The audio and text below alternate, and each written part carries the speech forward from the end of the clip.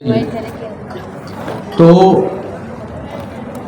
Last class में हमने sanity CMS headless CMS को एक्सप्लोर किया था और उससे पहले हमने एपीआईज को स्टडी किया था कि एपीआईज क्या होती है, क्यों होती है, और हमने उनका डाटा भी फैच करके देखा था।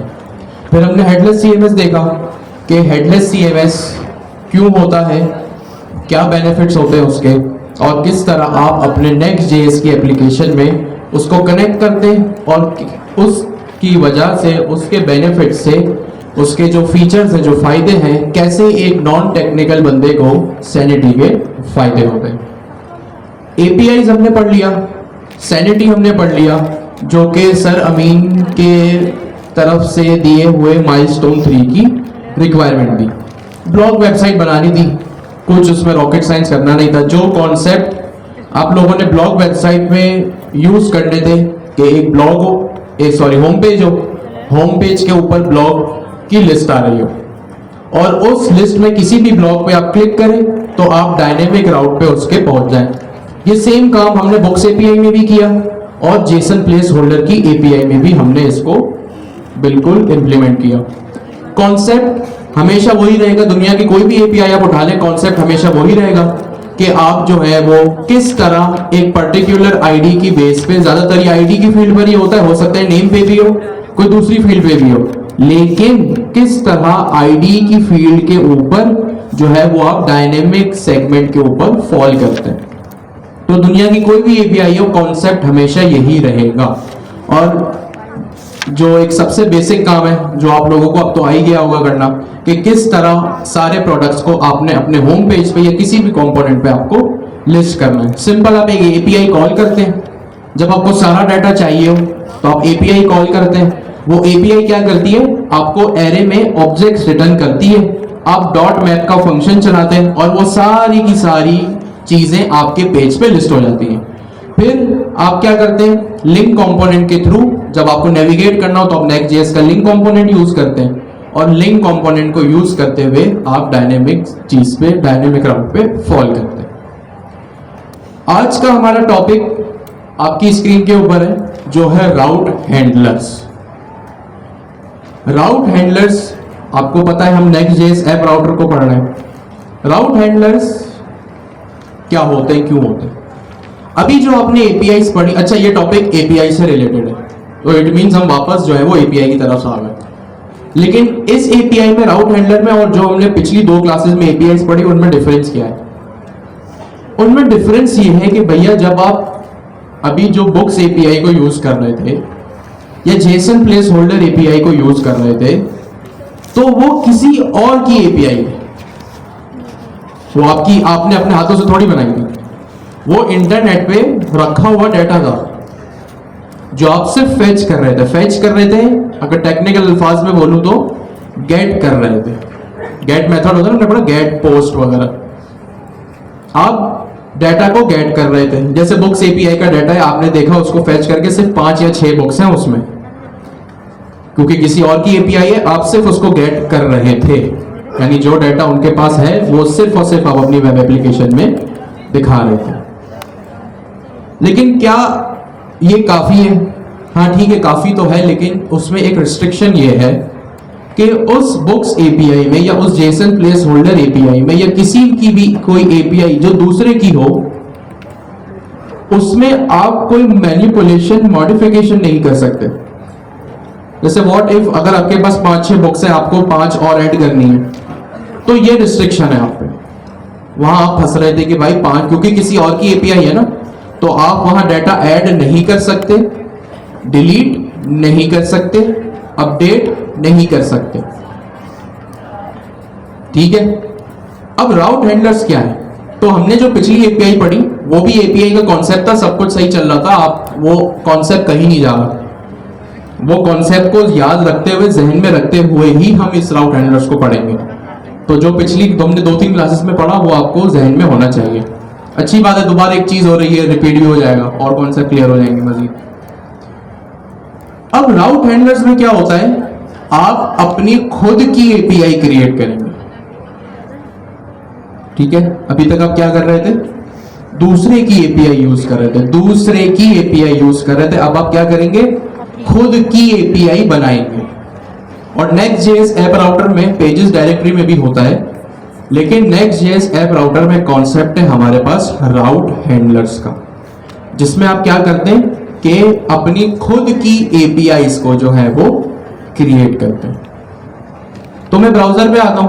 सबसे पहली जो हमारी ऑफिशियल रेपोजिटरी है लर्न नेक्स्ट जेएस पेनावर्स, इसमें स्टेप नंबर 11 राउट हैंडलर्स है, और इसके नीचे बहुत सारे जो है वो आपके पास स्टेप्स हैं।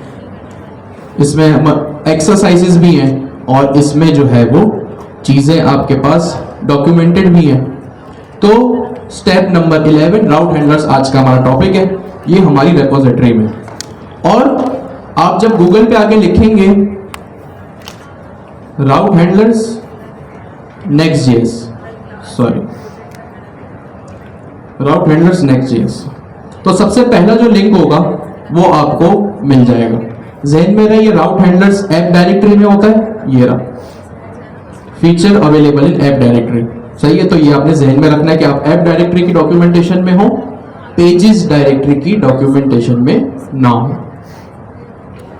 तो चलिए जी, हम आते हैं अपने वीएस कोड के ऊपर। हमारा टॉपिक राउट हैंडलर्स है, जो पिछली 2-3 क्लासेस में हमने पढ़ा, वो आज हम उसको ही ज़हन में रखते हुए अपनी खुद की एपीआईज क्रिएट करेंगे।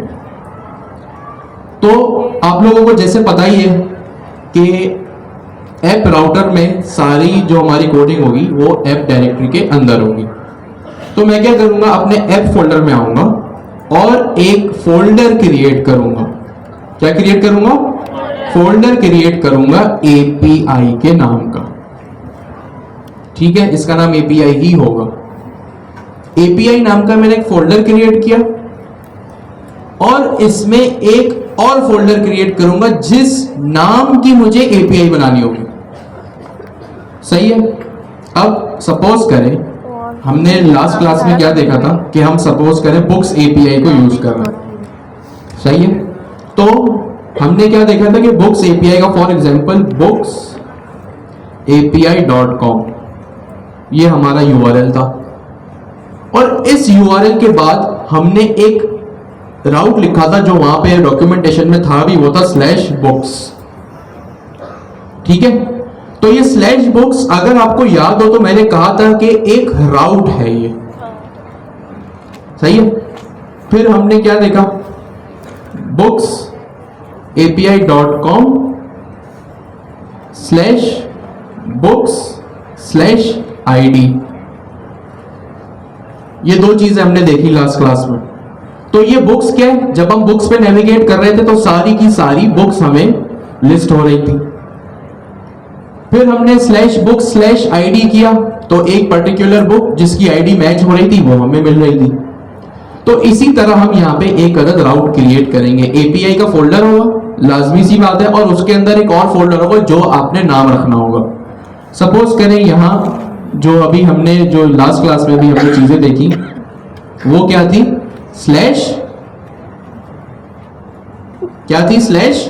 /books। तो इसी तरह हम यहां पर भी एक राउट को क्रिएट करेंगे। ये इन लोगों ने एक राउट ही क्रिएट किया था ना, तो हम क्या करेंगे, यहां पे अपना एक राउट क्रिएट करेंगे। और यहां पे मैं क्या करूंगा, इस सेम काम करूंगा। मुझे फॉर एग्जांपल अभी हेलो वर्ल्ड करना है, तो मैं एक फोल्डर बनाऊंगा मजीद, एपीआई का फोल्डर बना। इस एपीआई के फोल्डर के अंदर एक और फोल्डर बनेगा जो मुझे अपना राउट क्रिएट करना होगा। मैंने लग दिया यहां पे हेलो, और इस हेलो के अंदर एपीआई का फोल्डर बना जो नाम रखना था एपीआई के एंड पॉइंट का। एंड पॉइंट क्या होता है, जहां पे आप नेविगेट करते हैं, जैसे /books, जेसन प्लेस होल्डर आपने यूज की तो /post /comments /album /to-do। तो यहाँ पे मुझे एपीआई का फोल्डर है। अब सारा जो काम है, जैसे ही Next.js ऐप राउटर को ये एपीआई का फोल्डर मिलेगा तो ये Next.js ऐप राउटर, और या फिर मैं यूं कह लूं इसका कंपाइलर समझ जाएगा कि इसके अंदर जो भी चीजें एपीआई के फोल्डर के अंदर वो एपीआईज हैं। ठीक है, यहां मैंने लिखा हेलो, और यहां पे मैंने एक फाइल बनाई route.ts के नाम की। ये कॉन्सेप्ट बिल्कुल वैसा ही कॉन्सेप्ट है जो आप राउट्स बना रहे थे ना, पेजेस बना रहे थे, जो आपने पेजेस बनाए, सपोज करें आपको नेविगेट करना है कहां पे, स्लैश कॉन्टैक्ट में, आपको नेविगेट करना है स्लैश गैलरी में, तो आप क्या करते थे, ऐप के फोल्डर के अंदर एक कॉन्टैक्ट नाम का फोल्डर बनाते थे, गैलरी नाम का फोल्डर बनाते थे, अबाउट नाम का फोल्डर बनाते थे, ब्लॉग नाम का फोल्डर बनाते थे, और उन फोल्डर्स के अंदर या उन राउट्स के अंदर आप page.tsx की फाइल क्रिएट करते थे। ये काम आप सबने किया, और ये कन्वेंशन है, ये रूल है, ये आपको फॉलो करना ही है। इसी तरह जब राउट हैंडलर्स की बात आती है ना, एक राउट बनाते थे, आपको जिस नाम, यहां पे भी रूल वही है, बिल्कुल सेम रूल है यहां पे भी, कि जो राउट आपने एपीआई का क्रिएट करना है वो आप यहां पे करेंगे। हमारे केस में इस वक्त हमने हेलो लिखा, और फिर आप क्या करते थे, कॉन्टैक्ट स्लैश page.tsx की उसमें फाइल बनाते थे, या गैलरी स्लैश page.tsx की उसमें फाइल बनाते थे। तो इस फोल्डर के अंदर आपकी ये फाइल लाजमी होती थी। तो आप हेलो का राउट बनाए, और इसके अंदर एक लाजमी सी बात है, ये नेक्स्ट.जेएस का रूल है कि जब भी आपको एक राउट हैंडलर बनाना है तो आप हमेशा और हमेशा स्लैश route.tx को क्रिएट करेंगे, नहीं tsx नहीं होगा। tsx का मतलब उसमें html भी आएगी, ts मतलब सिर्फ टाइपस्क्रिप्ट या जावास्क्रिप्ट आएगी, सही है? नहीं, राउट लिखना ही जरूरी है, ये रूल है। जैसे यहां पे आप सिर्फ और सिर्फ हमेशा और हमेशा page.tsx लिखते थे, तो एपीआई के फोल्डर में हमेशा आप एपीआई का राउट बताएंगे, ये आपकी मर्जी है, और हमेशा फाइल का नाम आपका route.ts ही होगा। अगर आपने और कुछ भी नाम रखा है, इसको एपीआई कंसिडर नहीं करेगा, उसमें जो है वो मसला आएगा, सही है? तो फोल्डर स्ट्रक्चर क्या होगा आपकी एपीआई राउट्स का, जल्दी से अपने बराबर वाले से डिस्कस करें, 20 सेकंड है आपके पास। एज सच कोई इसमें मसला नहीं है, ठीक है जी। तो मैं यहां पे आया आप लोगों के सामने, ऐप राउटर के अंदर, ऐप डायरेक्टरी के अंदर मैंने एपीआई का फोल्डर बनाया, उसके अंदर हेलो का फोल्डर बनाया, और हेलो के फोल्डर के अंदर route.ts नाम की मैंने एक अदद फाइल क्रिएट कर दी। नहीं, एपीआई का राउट, एपीआई भी हमेशा सेम होगा, हाँ यहाँ पे हेलो चेंज हो सकता है, एपीआई भी सेम ही रहेगा, route.ts भी सेम रहेगा, इसके अंदर बस जो हेलो है ना, ये आपका एंड पॉइंट है, ये कुछ भी हो सकता है, ये आप स्लैश बुक्स रख लें, इसलिए आपकी मर्जी है। सारी बातें हम अपनी कोडिंग स्टार्ट करते हैं। route.ts के अंदर में आ गया, सबसे पहले मैं एक अदद फंक्शन लिखूंगा, फंक्शन गेट। हमने 2 क्लासेस पहले एक चीज पढ़ी थी कि एपीआई के कुछ मेथड्स होते हैं, पढ़े थे नहीं पढ़े थे? एक पढ़ा था हमने गेट मेथड होता है, एक चीज हमने पढ़ी थी पोस्ट मेथड होता है। अभी हम इन 2 चीजों पे रहते हैं, डिलीट भी होता है, पुट भी होता है, पैच भी होता है, ठीक है? ये जो गेट है ना, ये मेरे फंक्शन का नाम है। अब हमेशा मेरे फंक्शन का नाम, जब भी मुझे डाटा गेट करना होगा ना, गेट मतलब डाटा फेच करना होगा, जो हम आज तक कर रहे थे, तो मैं राउट हैंडलर्स में आके एक फंक्शन लिखूंगा जो होगा गेट नाम का। ज़हन में रहे, देखिए मैंने किस तरह गेट लिखा है, हर चीज कैपिटल में लिखी है, तीनों के तीनों लेटर मैंने कैपिटल में लिखे, स्मॉल में नहीं लिखे, तो मैंने इसको कर दिया गेट, ठीक है? सबसे पहली चीज हमारा, अब यूं इसको याद रख ले कि हमारे फंक्शन का नाम, हमारे मेथड का नाम दोनों सेम होगा, कि अगर मैं यहाँ डाटा गेट कर रहा हूं या फेच कर रहा हूं तो मेरे फंक्शन का नाम गेट होगा, अगर मैं डाटा पोस्ट कर रहा हूं तो हमेशा और हमेशा मेरे फंक्शन का नाम, मेथड का नाम जो है वो सेम होगा, यानी पोस्ट होगा, इस तरह से।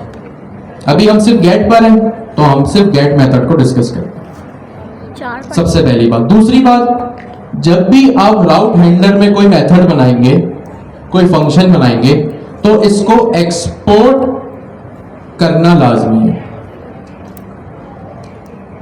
सही है? 2 चीजें, मेथड का नाम और एक्सपोर्ट डिफॉल्ट, ये बन गया यहां पे मेरा मेथड,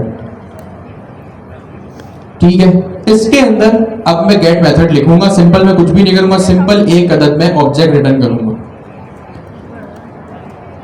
दो बातें आपने सुन ली कि एक मेथड का नाम, फंक्शन का नाम हमेशा सेम होगा और कैपिटल लेटर्स में होगा। दूसरी चीज ये कि हमेशा एक्सपोर्ट डिफॉल्ट होगा। तीसरी चीज ये हमेशा और हमेशा जब भी आप फंक्शन लिखेंगे, आपको डेटा चाहिए होगा, तो आप इसमें रिटर्न स्टेटमेंट लाजमी रखेंगे, वरना ये नहीं चलेगा। तो मैं यहाँ पे एक रिटर्न स्टेटमेंट रख लेता हूँ। रिटर्न कर लिया मैंने यहाँ पे। रिटर्न मैं करूंगा तीन चीजें होंगी। सबसे पहली चीज गेट मेथड, एक दूसरी चीज एक्सपोर्ट डिफॉल्ट, तीसरी चीज रिटर्न स्टेटमेंट। अब चौथी चीज, जब भी राउट हैंडलर्स की बात होती है तो आप ये तीन चीजें करते हैं और चौथी चीज करते हैं कि आपकी एपीआई है। अब ये आपकी खुद की एपीआई है जिसका कंट्रोल पूरा का पूरा आपके पास है 200%। आप चाहें तो इसमें कोई भी मॉडिफिकेशन करें, इसमें कोई भी डाटा ऐड करें, या आप अपनी एपीआई ही डिलीट कर दें अगर आपको नहीं चाहिए।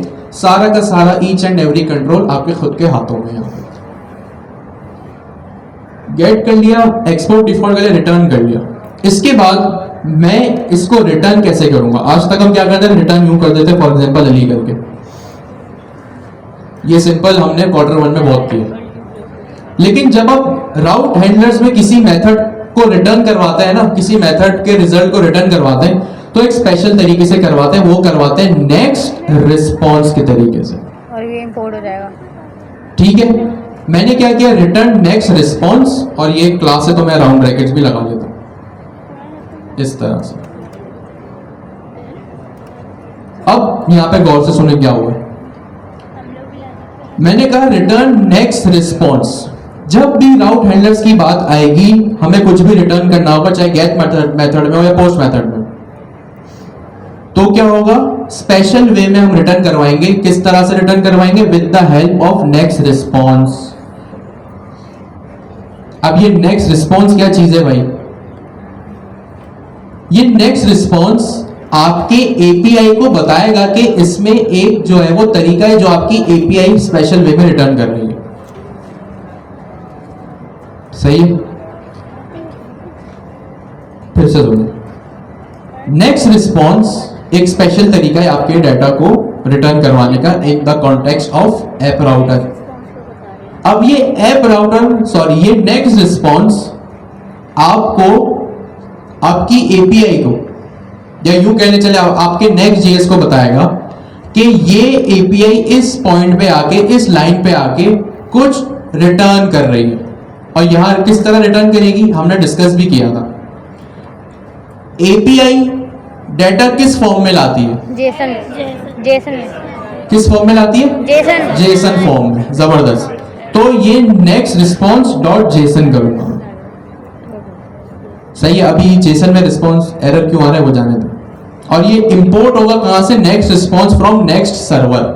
अब ये नेक्स्ट स्लैश लिंक आपने पढ़ा, वो लिंक कंपोनेंट था। नेक्स्ट स्लैश इमेज पढ़ा, वो इमेज कंपोनेंट था। यहां आपने एक और चीज देखी, नेक्स्ट स्लैश सर्वर। इससे ये पता चल रहा है कि नेक्स्ट जेएस के सर्वर से हम एक चीज या उसके पैकेज से हम एक चीज इंपोर्ट कर रहे हैं जो कि है नेक्स्ट रिस्पॉन्स। और ये नेक्स्ट रिस्पॉन्स क्या है? नेक्स्ट रिस्पॉन्स आपकी एपीआई को बताता है कि इस लाइन के ऊपर एक स्पेशल चीज रिटर्न हो रही है जो कि जेसन फॉर्म में होगी। और यहां पे मैं क्या करूंगा, सिंपल एक अदद ऑब्जेक्ट रिटर्न करवा दूंगा। ऑब्जेक्ट का मतलब कर्ली ब्रैकेट्स, और इसमें होते की वैल्यू पेयर्स। तो यहां मैं सिंपल लिख दूंगा मैसेज कॉलन स्ट्रिंग में मैं लिख दूंगा hello from route handlers. Simple. सही है? तो यहां अभी हमने चार चीजें की। सबसे पहले एपीआई का मेथड बनाया,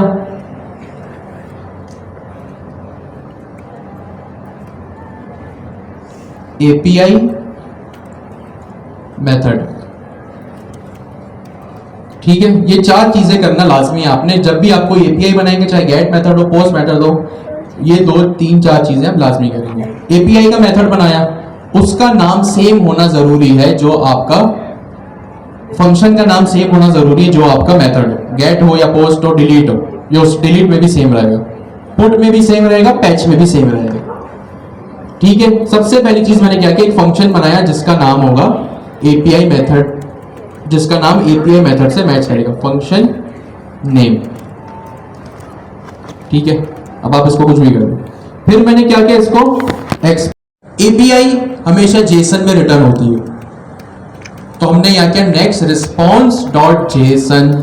इसका मतलब ये है, नेक्स्ट रिस्पॉन्स का मतलब ये है कि भैया इस लाइन पे आकर, इस पर्टिकुलर पॉइंट पे आके मेरा जो फंक्शन है या जो एपीआई का मेथड है वो मुझे नेक्स्ट रिस्पॉन्स रिटर्न कर रहा है। एपीआई हमेशा रिस्पॉन्स रिटर्न करेगी, किस फॉर्म में करेगी, जेसन के फॉर्म में। और जेसन में इस वक्त मैंने सिंपल एक ऑब्जेक्ट रख दिया और यहाँ पे ऑब्जेक्ट की वैल्यू पेयर्स होते हैं और यहाँ पे मैंने simple hello world from route handlers कर दिया। ये चीज जल्दी से अपने बराबर वाले से डिस्कस करें। क्या देगा, अभी हमने एक एपीआई के राउट में किस तरह जो है वो हम एपीआई के फोल्डर में एक हमने हेलो नाम का फोल्डर बनाया, उसमें राउट डॉट टीएस हमने क्रिएट की। ठीक है, अब राउट डॉट टीएस क्रिएट की, उसके बाद हमने एक फंक्शन बनाया जो कि फंक्शन का नाम और हमारे मेथड का नाम सेम होगा। अभी के केस में गेट है, इसको फिर हमने एक्सपोर्ट डिफॉल्ट किया, फिर हमने इसको रिटर्न किया। और यहां पे रिटर्न कैसे किया, एक स्पेशल क्लास से। आप लोगों ने अगर क्वार्टर 1 में ऑब्जेक्ट ओरिएंटेड प्रोग्रामिंग पढ़ी हो और याद हो, तो जब भी हम कोई क्लास बनाते थे उसको इस तरह हम लिखते थे। तो ये नेक्स्ट रिस्पॉन्स नेक्स्ट जेएस से हमें मिल रही है। ठीक है, ये लिखा हुआ भी है, दिस क्लास एक्सटेंड्स क्लास, ये क्लास है। ठीक है, हमने कहा कि भाई रिटर्न करो एक स्पेशल फॉर्म में, वो स्पेशल फॉर्म है हमारा नेक्स्ट रिस्पॉन्स। किस फॉर्म में रिटर्न करो, जेसन फॉर्म में रिटर्न करो। और यहाँ पे मैंने एक अदद जो है वो ऑब्जेक्ट रिटर्न करवा दी। अच्छा, जरूरी नहीं है ऑब्जेक्ट तो, ये कोई स्ट्रिंग भी हो सकती है, नंबर भी हो सकता है, ये एरे ऑफ ऑब्जेक्ट्स भी हो सकते हैं। अभी हमने डायरेक्टली यहाँ पे ऑब्जेक्ट रिटर्न करवा दिया। अब मेरी एपीआई बन गई, जबरदस्त काम हो गया। किस वेरीफाई करते हैं ना, कोड तो लिख लिया, कोड चलना भी तो चाहिए, सबसे बड़ा मसला यही है, कोड चलता रहे। अब नहीं जेसन नहीं है, ऑब्जेक्ट है, मैं ऑब्जेक्ट भेज रहा हूं। ठीक है, अब जी हो सकता है स्ट्रिंग भी हो सकता है, नंबर भी हो सकता है, बूलियन भी हो सकता है, सब हो सकता है। अभी हमने सिंपल ऑब्जेक्ट रखा। ठीक है,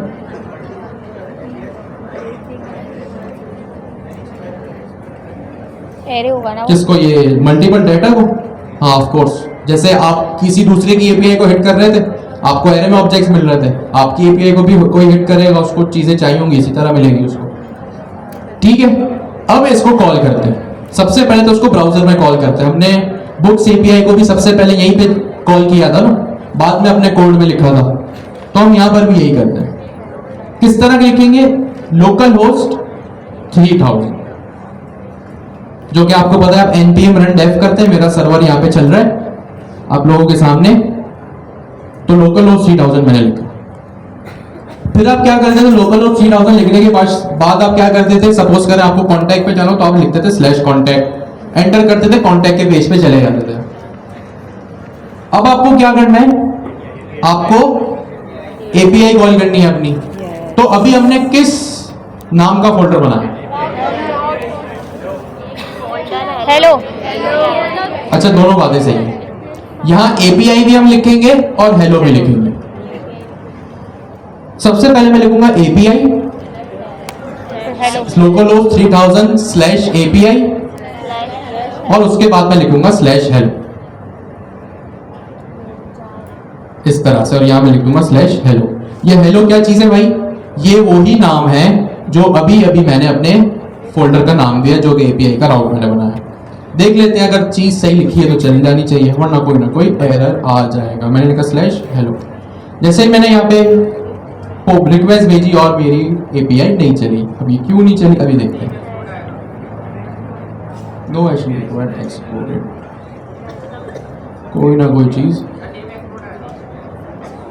किसमें एक्सपोर्ट आएगा, डिफॉल्ट नहीं होगा। ठीक है, एक्सपोर्ट फंक्शन गेट चला के देख लेते हैं। ठीक है जी। अच्छा, एक चीज जो मैंने यहाँ पे मिस कर दी, जो गलत कर दी मैंने। आपका नाम क्या है सर? तला नाम है ना? तला भाई ने मुझे करेक्ट किया, थैंक यू सो मच। मैंने एक यहाँ पे गलती कर दी कि मैंने एक्सपोर्ट डिफॉल्ट लिखा था। अब एक्सपोर्ट डिफॉल्ट नहीं होता, ओनली एक्सपोर्ट होता है, सही है। तो मैं यहाँ पे इसको भी यहाँ से चेंज कर देता हूँ, एक्सपोर्ट योर मेथड, ठीक है। तो यहाँ पे हमने क्या किया, मेथड बनाया, उसको एक्सपोर्ट के रिटर्न कराया स्पेशल फॉर्म में, और जेसन हमने उसको मेथड बता दिया। और यहाँ पे जब मैंने एक अपनी एपीआई राउट को हिट किया जो कि था लोकल होस्ट 3000/API, ये /API क्या चीज है, यही फोल्डर है जो मैंने यहाँ पे क्रिएट किया। उसके बाद मैंने लिखा /hello, और ये हेलो क्या चीज है, ये वही फोल्डर है जो मैंने यहाँ पे क्रिएट किया। अगर यहाँ बुक्स होता तो मैं बुक्स लिखता, ब्लॉग होता ब्लॉग लिखता, प्रोडक्ट्स होता प्रोडक्ट लिखता, शिपमेंट होता ट्रैकिंग होता तो वो लिखता। तो मैंने यहाँ पे लिखा मैसेज, और जैसे ही मैंने इस यूआरएल को हिट किया तो यहाँ पे वही मैसेज आ गया जो मैंने यहाँ पे अपने हेलो वर्ल्ड में लिखा था, मतलब जो अपने मैसेज में मेथड में मैंने रिटर्न करवाया था, ठीक है। किस फॉर्म में रिटर्न कराया था, जेसन फॉर्म में, और यहाँ पे मुझे जेसन ही रिटर्न हो रही है। तो इस तरह से हमने अपना एपीआई यहाँ पे हिट कर लिया। सेम चीज हम अब अपने कोड में भी करेंगे। सबको क्लियर है यहाँ तक? Yes, sir. किसी का कोई सवाल है? पक्की बात जी।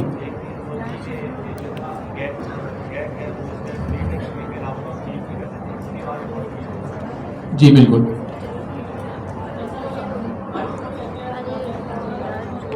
जी बिल्कुल। मल्टीपल एपीआईज बनाएंगे तो मल्टीपल फंक्शंस आपने बनाने पड़ेंगे, ठीक हो गया जी। यहाँ पे ब्राउजर पे मैंने अपनी एपीआई को सक्सेसफुली हिट कर लिया। अब बारी आती है कोड की। route.ts का काम यहाँ पे अभी के लिए खत्म हो गया। अब मैं आता हूँ अपने page.tsx पे, ये बट डिफरेंस हमारे यूआरएल में आएगा, क्योंकि पहले हम बुक्स एपीआई को देखा, अब हम क्या कर रहे हैं, अपनी खुद की एपीआई को यहाँ पे एक्सेस करेंगे। तो सबसे पहले मैं यहाँ पे लिखूंगा const url is equals to await। await लिख लिया। इसके बाद कौन सा मेथड लिखते थे हम, fetch। fetch एक बिल्ट इन फंक्शन है जहां पे हम अपनी एपीआई का यूआरएल लिखते हैं, और यहाँ पे मैंने यूआरएल लिख लिया। अभी fetch में तो एरर चला गया, ये await में क्यों एरर आ रहा है, async फंक्शन।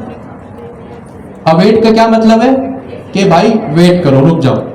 अब ये await का कीवर्ड उसी फंक्शन में लगेगा जो फंक्शन async होगा। अब इस फंक्शन में यहाँ पे कहीं भी async नहीं है, तो यहां मैंने async लगा दिया, एरर चला गया। अच्छा, अभी मेरे पास एक शुरू में सवाल आया था कि अभी सपोज करें मेरी एपीआई ये सर्वर कॉल होगा, सर्वर पे कॉल जा रही है, किसी दूसरे के हो या अपने हो। तो एक रीजन तो ये था कि भाई हम जावास्क्रिप्ट को यहाँ पे इंडिकेशन दे रहे हैं कि इस फंक्शन को चलने में थोड़ा टाइम लग सकता है, क्योंकि डेटा सर्वर से आ रहा है, वो चाहे फंक्शन हमारा हो, एपीआई हमारी हो, किसी और की हो। तो एक रीजन तो ये था कि हम जावास्क्रिप्ट को यहाँ पे इंडिकेशन दे रहे हैं, मैसेज भेज रहे हैं कि भाई इस फंक्शन को चलने में टाइम लगेगा। व्हाट इफ अगर इस फंक्शन को चलने में टाइम ना लगे, क्या तब भी एसिंक और अवेट लिखना पड़ेगा? देखिए, ये एक रीजन है एसिंक अवेट लिखने का कि भाई फंक्शन को या एपीआई को या इस ब्लॉक ऑफ कोड की एग्जीक्यूशन में थोड़ा सा डिले हो सकता है। ये वन ऑफ द रीजन है, नॉट द ओनली रीजन। इसका क्या मतलब है भाई, बहुत सारे रीजन है, जिसका मतलब रीजन ये भी है मेनली कि भाई इस डेटा को चलने में टाइम लगेगा। बट सिर्फ और सिर्फ ये रीजन नहीं है। क्या मतलब इस चीज का कि व्हाट इफ अगर डेटा मेरे पास बहुत फ्रीक्वेंटली आ, भाई मैं एपीआई कॉल करूं, डेटा आ जाए, एसिंक अवेट की जरूरत ही ना पड़े, क्या तब भी ये लगाना पड़ेगा? तो जवाब ये कि जी हाँ, बिल्कुल ये लगाना पड़ेगा। डज नॉट मैटर कि डेटा कितना फ्रीक्वेंटली आ रहा, क्योंकि जब भी आप किसी सर्वर पे कॉल करते हैं ना, सर्वर को कॉल करते हैं, चाहे वो किसी और का सर्वर हो या इस केस में आपका खुद का बनाया हुआ सर्वर हो, खुद की बनाई हुई एपीआई हो, एपीआई रिक्वेस्ट थर्ड पार्टी को कॉल करना हमेशा एक जो है वो एसिंक टास्क ही होता है, ठीक है। अब इसकी एग्जांपल हम यूं ले लेते हैं कि लास्ट क्लास में हमने डिस्कस किया था कि भाई एपीआई जब भी कॉल करते हैं, एपीआई के यूआरएल को सपोज करें वो किसी का मोबाइल नंबर है, और मोबाइल नंबर जाहिर सी बात है मैं किसी को फोन करूंगा, वो 2-4 सेकंड 5 सेकंड तो लगाएगा ना फोन रिसीव करने में, तो एसिंक अवेट लगा दिया। व्हाट इफ अगर किसी ने मेरी कॉल को कितना ही फ्रीक्वेंटली रिसीव किया हो, कितना ही फ्रीक्वेंटली रिसीव किया हो, भाई एक बेल तो बजेगी, एक रिंग तो होगी। इस बात से तो आप लोग एग्री करते हैं कि नहीं करते? Yes sir. तो इसीलिए हमेशा वो जो एक रिंग भी बज रही है ना, चाहे उसने एक रिंग में मेरा फोन उठा लिया, वो भी एक एसिंक्रोनस टास्क है। एक रिंग के लिए, एक बेल के लिए तो मुझे वेट करना पड़ा ना। तो हमेशा कितना ही तेजी से डाटा क्यों ना आ रहा हो, यहाँ पे जो है वो एसिंक वेटिंग लगेगा। अब यूआरएल क्या था, बुक्स एपीआई में बुक्स एपीआई का था, यहाँ पे मेरा ही यूआरएल होगा और वो यूआरएल सेम यही होगा जो अभी मैंने यहाँ पे लिखा, यहाँ पे लाके मैं इसको पेस्ट कर दूंगा। सिंपल। अभी के केस में मेरा यूआरएल क्या है, लोकल होस्ट 3000/API/hello। यहाँ पे मैंने इसको कॉल कर लिया और यहाँ पे मैंने इसको लिखा const response is equals to await url.json। Same वही चीज जो हमने आखिरी क्लास में की थी। अब मैं इसको console.log भी कर लेता हूं भाई रिस्पॉन्स को। ठीक है, मैंने इसको रिस्पॉन्स कर लिया। देखते हैं कि अब जेसन में क्या, ब्राउजर में तो मुझे मेरा मैसेज मिल गया। अब देखते हैं अगर ये कोड सही लिखा है तो मुझे मेरे टर्मिनल में कंसोल में भी एकदम सही रिजल्ट मिलना चाहिए।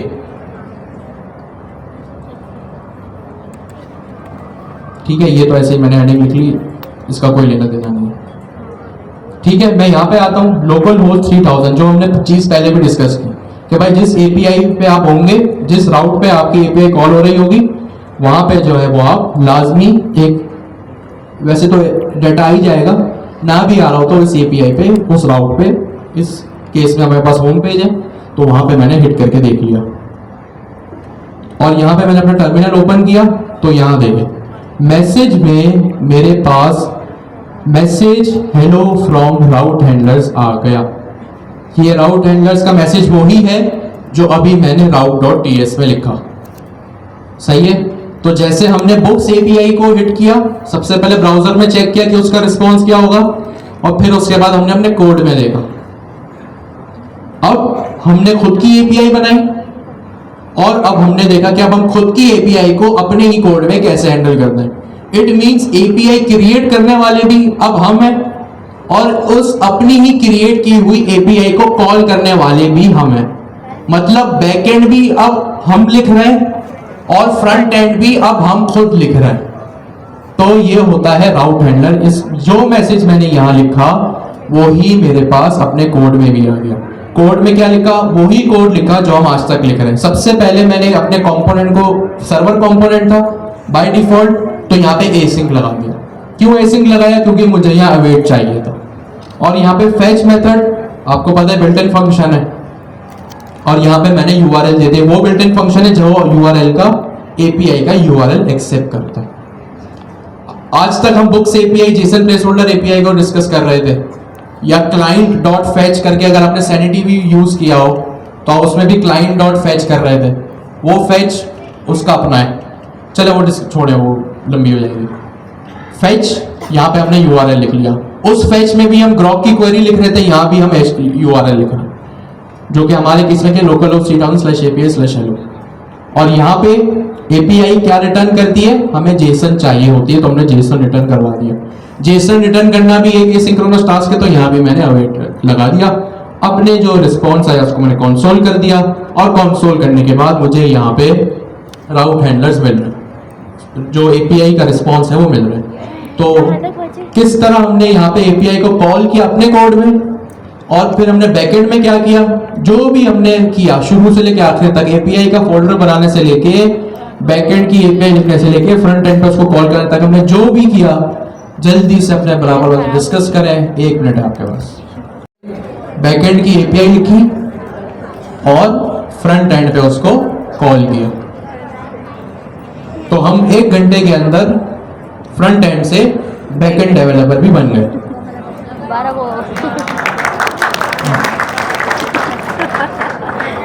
बहुत अच्छी चीज है कि आप लोगों ने तालियां बजाई और होपफुली ये तालियां उस वक्त भी बजे जब सर अमीन आप लोगों को हैकाथॉन दे, तब आप लोगों को पता चलेगा कि फुल स्टैक होता क्या है, उसका प्लेजर क्या होता है। आएगा सब पता चलेगा। सर आप समझाएंगे तो सब नहीं, मैं कुछ नहीं करूँगा। अच्छा जी, एपीआई किस तरह से बनाना अब यहाँ पे मुझे दो बड़े इंटरेस्टिंग और बड़े बेहतरीन सवाल ये है वाली एपीआई अलग चीज़ है, ये वाली एपीआई अलग चीज़ है। कि व्हाट इफ अगर यहाँ पे तो एक ऑब्जेक्ट है, यहाँ पे हजारों ऑब्जेक्ट भी हो सकते हैं, भाई ये हमारी एपीआई हमारी मर्जी, तो हम उसको एरे में रख देंगे। ठीक है, हम उसको एरे में रख देंगे और एरे में रखना आपको आता है। आप एक स्क्वायर ब्रैकेट लगाएंगे और उसमें कर्ली ब्रैकेट लगाएंगे, ऑब्जेक्ट हो गया, चाहे वो 1000 ऑब्जेक्ट। दूसरी चीज ये आई कि भाई अभी तो चले हम लोकल होस्ट पे काम कर रहे हैं, तो अभी हमारी एपीआई का यूआरएल लोकल होस्ट 3000 है। व्हाट इफ अगर कल को हम इसको वर्सल पे डिप्लॉय करते हैं, तो अब वर्सल पे डिप्लॉय कर दिया, फिर तो लोकल होस्ट से ताल्लुक ही खत्म हो गया। देखिए सुने यहाँ पे क्या हो रहा है। अभी मैं कहां पर हूं, मेरी एप्लीकेशन का है लोकल होस्ट 3000 में। अब मैंने इसको वर्सल पे कर दिया डिप्लॉय, तो इसका लिंक बदल गया। सपोज करें इसका लिंक हो गया फॉर एग्जांपल https://ali.versal.app। अब क्या होगा, अब तो भाई फेच रिक्वेस्ट का यूआरएल ही बदल गया, और जब यूआरएल बदल गया तो डाटा कहां से आएगा। तो जब आप इसको डिप्लॉय कर लेंगे ना वर्सल के ऊपर, तो ये यूआरएल भी चेंज हो जाएगा। तो पहले हम डेटा आप इसको अपने वर्सल के यूआरएल, सिर्फ लोकल होस्ट 3000 की मैं बात कर रहा हूँ, /API/hello अपनी जगह पर ही रहेगा, क्योंकि जब आप डिप्लॉयमेंट करेंगे तो आपका एपीआई भी डिप्लॉय हो जाएगी। लेकिन जो लोकल होस्ट 3000 का जो पार्ट है, ये चेंज हो गया, आपके वर्सल के यूआरएल को रिप्लेस कर देगा। वो कैसे होगा, वो बात की बात है। आप मैनुअली भी कर सकते हैं और एक छोटा सा डायनेमिक फंक्शन भी बना सकते हैं कि ऑटोमेटिकली जब भी आपकी एप्लीकेशन कोई वर्सल पे खोले तो उसको वर्सल का लिंक मिले। हो सकता है आपने एप्लीकेशन डिप्लॉय कर दी, आपको उसमें चेंजेस करनी है, तो जाहिर सी बात है दोबारा लोकल होस्ट 3000 पे वो चलेगी, तो दोबारा आपको उसको चेंज करना पड़ेगा। या तो आप मैनुअली बार बार करते रहें, या एक छोटा सा डायनेमिक फंक्शन बना दे, वो अभी की बात नहीं है, वो बात की बात है। ठीक हो गया जी। तो अभी हम लोकल होस्ट 3000 पे ही रहते हैं। तो होपफुली यहाँ पर सबको चीजें क्लियर होंगी। क्लियर है सबको? पक्की बात है? चले ना, अब मैं एक काम करता हूं, अपना मैसेज चेंज करता हूं। ठीक है, अभी मेरे पास मैसेज क्या है, हेलो फ्रॉम राउट हैंडलर्स। मैं अपना मैसेज चेंज करके यहां पे करता हूं, फॉर एग्जाम्पल 1 2 3। ठीक है, अब क्या होना चाहिए उसूलन, जाहिर सी बात है मेरा मैसेज चेंज हो गया तो यूआरएल कह रहा हूं, एपीआई का रिस्पॉन्स भी चेंज होना चाहिए। मैं यहां आता हूं, ब्राउजर पे देखता हूं, तो मेरे पास मैसेज वो ही है। ठीक है, हो सकता है रिफ्रेश ना हुआ, इसको मैं यहां आके रिफ्रेश भी कर देता हूं। एक चीज होती है रिफ्रेश, एक चीज होती है हार्ड रिफ्रेश। रिफ्रेश जब आप करते हैं ना तो कैशिंग वगैरह भी क्लियर हो जाती है। अब जब मैंने यहां पे आया तो देखा तो मेरे पास मैसेज जो है वो चेंज हो गया। ठीक है, अच्छा अब मैं काम करता हूं, अपना मैसेज दोबारा चेंज करता हूं। मैं इसको कर देता हूं ABCD। ठीक है, मैंने इसको सेव किया, यहां पे इसको मैंने रिफ्रेश किया। ठीक है, अब जब मैं देख रहा हूं रिफ्रेश करने के बाद मेरा मैसेज चेंज नहीं हुआ। ठीक है, मैंने एक दो बार 1 2 3 किया, पहले था, अभी ABCD कर दिया, मेरा मैसेज चेंज नहीं हुआ। मैं इसको दोबारा से जो है वो रिफ्रेश करता हूं। इसको मैंने रिफ्रेश किया, अब दोबारा देख लेता हूं, यानी मैंने रिक्वेस्ट भेज दी, अभी भी ये चेंज नहीं हुआ। ये क्या मसला है? ये एक कॉन्सेप्ट है, मसला नहीं है, कॉन्सेप्ट है नेक्स्ट.js का। अब यहां पे होता क्या है, इस कॉन्सेप्ट को गौर से सुनिए। जब कभी आप राउट हैंडलर में गेट रिक्वेस्ट को हिट करते हैं ना, तो आपका जो डाटा होता है वो कैश हो जाता है। ठीक है, आप कैश बोल लें, कैशे बोल लें, जो आपकी मर्जी, सही है। जब आप गेट मेथड के अंदर होते हैं ना,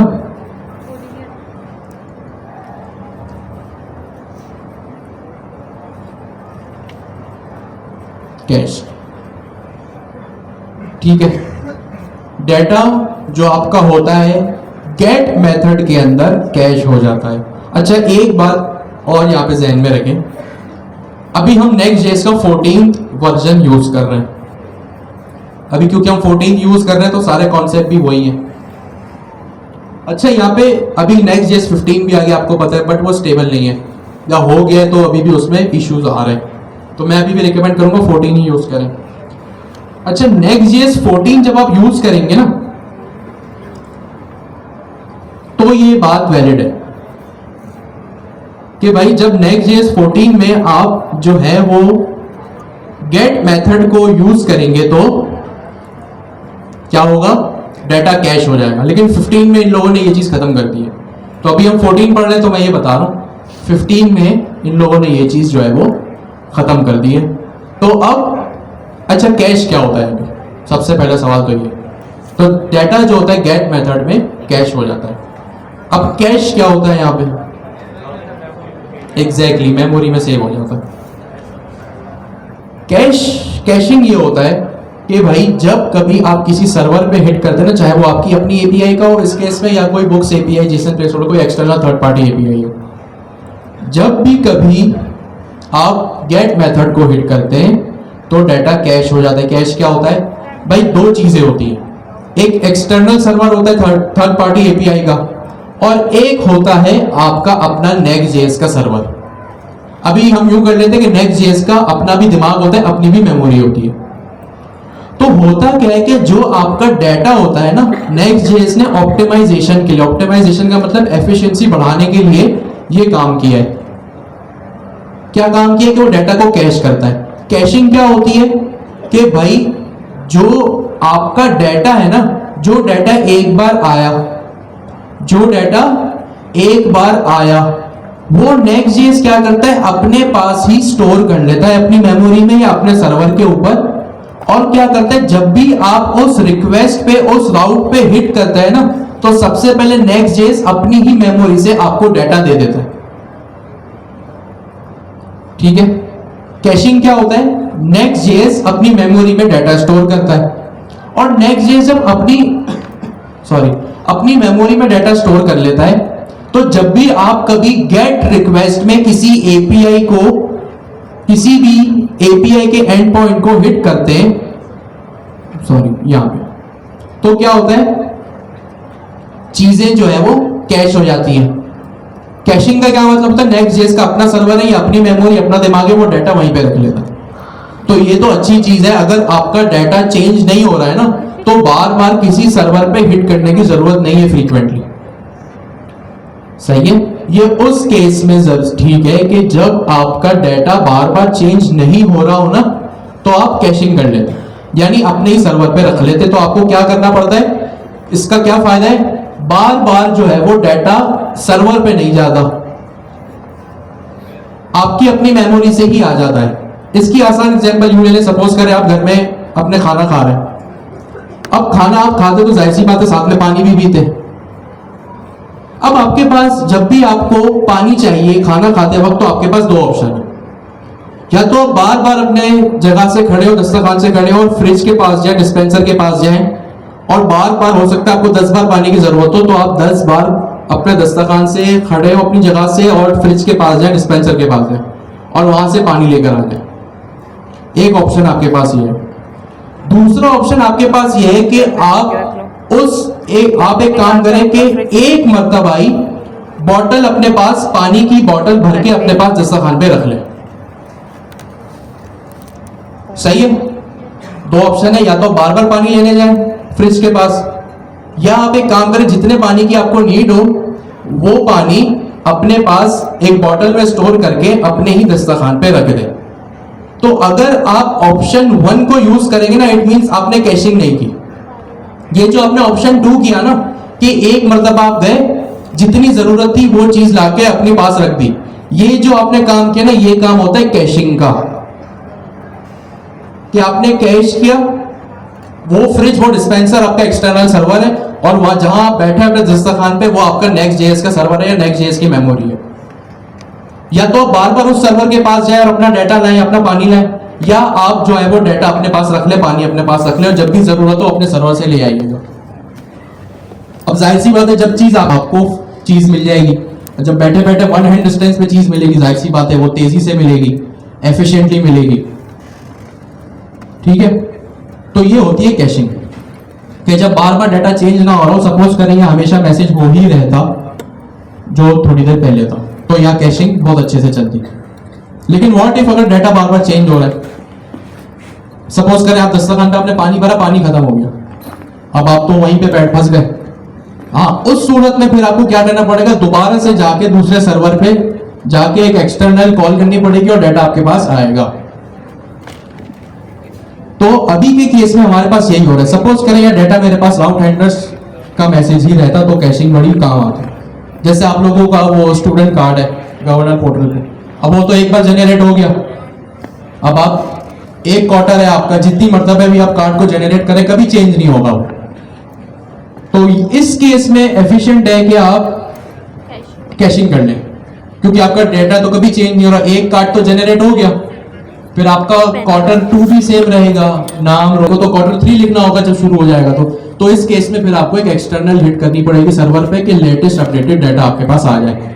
फिर कैशिंग वाला डाटा नहीं चलेगा, फिर लेटेस्ट अपडेटेड डाटा ही चलेगा। अब तो यहाँ मेरे पास डाटा चेंज हो गया, हेलो फ्रॉम राउट सर्वर की जगह मैंने यहाँ पे ABCD 1 2 3 लिख दिया, ABCD लिख दिया जो पहले लिखा था। ठीक है, ये मैंने लिख दिया।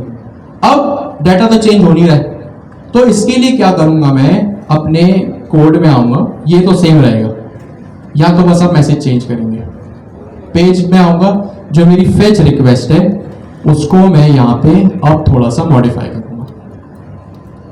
हमने एक चीज डिस्कस की थी लास्ट क्लास में कि फेच मेथड जो है वो 2 अपने पास आर्गुमेंट्स लेता है, एक URL आपकी API का जो कि इस केस में ये है, उसके बाद एक अदद ऑब्जेक्ट लेता है वो, और उस ऑब्जेक्ट में 2 चीजें होती हैं, मतलब काफी सारी चीजें हो सकती हैं। जहां मेरा URL एंड हो रहा है ना हेलो, और उसके बाद डबल कोट्स के बाद वहां मैं एक अदद कॉमा लगाऊंगा। ऑब्जेक्ट की बात आ रही है तो जो है वो मैं यहाँ पे कर्ली ब्रैकेट्स लगाऊंगा, और अब मैं इस API को बोलूंगा कि भाई मेरे अभी क्या हो रहा है, गेट रिक्वेस्ट जो है वो कैशिंग हो रही है गेट रिक्वेस्ट की, सही है। मैं बोलूंगा भाई कैशिंग कभी मत करना, हमेशा जाओ और दूसरी API पे डाटा लाके दो, मतलब हमेशा दूसरे सर्वर से मुझे डाटा लाके दो। तो मैं यहाँ पे एक ऑब्जेक्ट ओपन करूंगा, लिखूंगा कैशे कॉलन ऑब्जेक्ट है तो की वैल्यू पेयर्स की बात हो रही है, डबल कोट्स में मैंने यहाँ लिख दिया नो डैश स्टोर। यहाँ पे देखिए ध्यान में रखिएगा, आपके पास 2 चीजें आएंगी, एक नो कैशे आएगा और एक नो स्टोर आएगा। आपने नो स्टोर करना है। अभी नो कैशे क्या होता है वो अभी हमें डिस्कस करने की जरूरत नहीं है, सही है। तो ये चीज हमने छोटी सी की कि फेच मेथड के अंदर हमने यहाँ पे जो है वो कैशे नो स्टोर कर दिया। नो स्टोर पढ़ने से ही पता चल रहा है कि भाई अब मेरा डाटा जो है वो कैश नहीं होगा, हमेशा जो है वो रिक्वेस्ट जाएगी सर्वर पे। भाई हो सकता है यहाँ कोई मेरा व्हाट्सएप जैसी एप्लीकेशन हो, हर एक सेकंड पे मैं जो है वो नया मैसेज भेज रहा हूँ, तब इस केस में तो कैशिंग खराब हो गई ना मेरी। मैंने आपको मैसेज किया, आपने मुझे किया, हम मैसेज कर भी रहे तो मैसेज हमारा अपडेट नहीं हो रहा, ये तो हम फंस गए। तो इस केस में हमें कैशिंग नहीं चाहिए। तो अब जब मैं आऊंगा और यहाँ पे अपने पेज को रिक्वेस्ट करूंगा, रिफ्रेश करूंगा, तो अब मेरे पास अपडेटेड डाटा आएगा। ये रिफ्रेश हो जाए, दोबारा करते हैं इसको, होपफुली कोई गलती नहीं हुई है, तो मेरे पास अपडेटेड डाटा आएगा। ये देखिए मेरे पास ABCD आ रहा है। मैंने यहाँ पे फिर इसको चेंज किया और यहाँ पे मैंने लिख दिया हैकाथॉन इज ऑन हेड, ठीक है, यहाँ मैंने ये लिख दिया और सिर्फ आगे मैंने अपने पेज को रिफ्रेश किया। ज़हन में रखिएगा मैं रिफ्रेश कर रहा हूँ और कुछ भी नहीं कर रहा, हार्ड रिफ्रेशिंग कुछ नहीं हो रहा, ठीक है। मैं टर्मिनल में आया तो देखे मेरे पास मैसेज दोबारा चेंज हो गया, यानी जो चीज हमें चाहिए थी कैश नहीं हो रहा। क्यों, कैसे नहीं हो रहा? अब जब भी मैं पेज को रिफ्रेश कर रहा हूं ना, पहले जब मैंने कैशे नो स्टोर लिखा था तो क्या हो रहा था, मैं पेज को रिफ्रेश कर रहा था, बट Next.js अपनी मेमोरी से ही लाकर मुझे डाटा दे रहा था। लेकिन अब Next.js की मेमोरी को मैंने कहा भाई आप साइड पे हो जाओ, आपकी कोई जरूरत नहीं है। कैसे कह दिया मैंने, कैशे नो स्टोर लिख के। और अब जब Next.js की मेमोरी साइड पे हो गई, कैशे नो स्टोर लिख दिया, तो अब क्या कर रहा है Next.js ऑफिशियली अब मेरे इस URL पे बार बार जा रहा है। पहले इस यूआरएल पे नहीं जा रहा था, सिर्फ अपनी मेमोरी में जा रहा था। अब क्या कर रहा है, इस यूआरएल पे बार बार जा रहा है और मुझे ये डाटा अपडेटेड लाके दे रहा है। सही है। तो कैशिंग क्या होता है, नो कैशे नो स्टोर क्या होता है, जल्दी से अपने बराबर वाले से डिस्कस